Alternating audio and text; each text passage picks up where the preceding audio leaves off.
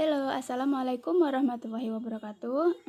Saya Willy Swari dari kelompok 5 sebagai second speaker. Jadi di sini saya akan membahas mengenai Rasulullah Shallallahu Alaihi Wasallam sebagai pendidik dan pendidik dalam perspektif sosiologi. Oke, langsung saja. Yang pertama yaitu Rasulullah sebagai pendidik. Jadi yang sama-sama seperti kita ketahui yaitu dalam Quran Surah Al-Ahzab ayat 21 yang artinya sesungguhnya telah ada pada diri Rasulullah itu suri teladan yang baik bagimu, yaitu bagi orang yang mengharap rahmat Allah dan kedatangan hari kiamat, dan dia banyak menyebut nama Allah. Jadi dari ayat tersebut juga telah dijelaskan oleh Allah Subhanahu wa taala bahwasannya Nabi Muhammad itu sendiri adalah sudah dijadikan oleh Allah untuk menjadi suri teladan kita, untuk menjadi teladan akhlak kita. Jadi sudah sepatutnya memang bahwa Rasulullah adalah seorang pendidik yang baik. Nah, kemudian juga kepribadian atau sifat dan karakteristik pengajaran yang dilakukan Rasulullah, yaitu Rasulullah sebagai pendidik sesuai dengan falsafah pendidikan Islam karena mentransformasikan nilai-nilai positif ataupun nilai-nilai yang diajarkan oleh Islam itu sendiri dan mentransmisikan atau menyebarkan ajaran agama tersebut kepada umat manusia, yaitu termasuk kita, yaitu umat-umatnya. Kemudian yang disebutkan oleh Allah juga dalam Quran Surah At-Taubah ayat 128 yang artinya sungguh telah datang kepadamu seorang Rasul dari kaummu sendiri,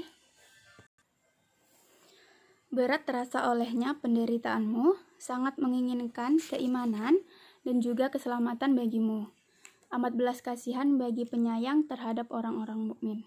Nah, dari penjelasan ayat tersebut juga memang telah dijelaskan bahwasannya Rasulullah itu sendiri juga mengapa disebut sebagai pendidik yang baik, karena memang Rasulullah cara menyampaikannya dan mengajarkannya kepada umatnya memang sudah sangat terorganisir. Beliau tidak memaksa, tetapi bagaimana caranya agar umat ini mau menerima, dan Rasulullah itu juga mengajarkan kepada kita itu dengan sabar.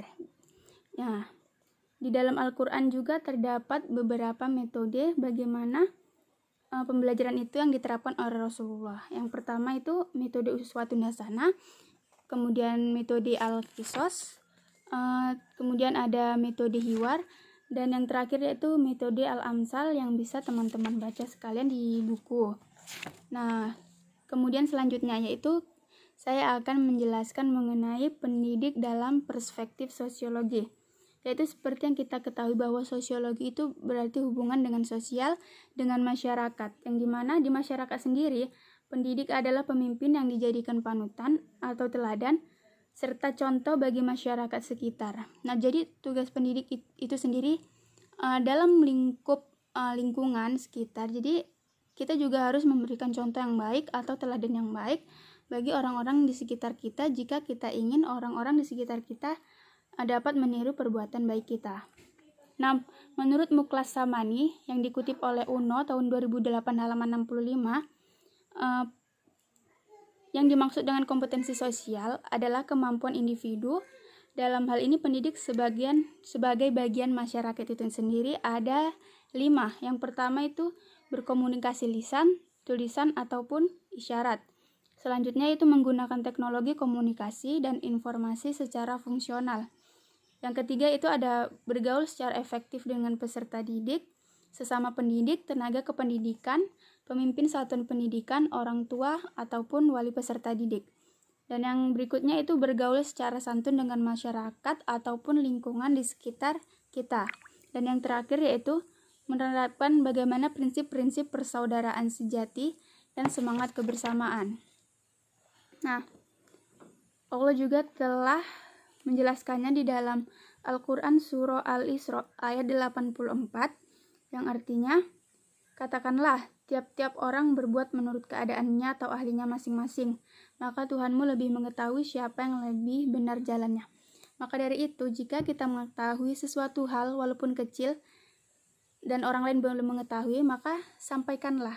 Dan Rasulullah juga berkata, sampaikanlah walau satu ayat. Maka itu akan menjadi amal jariah untuk kita dan dapat diterapkan oleh orang-orang di sekitar kita. Mungkin itu saja yang dapat saya sampaikan. Assalamualaikum warahmatullahi wabarakatuh.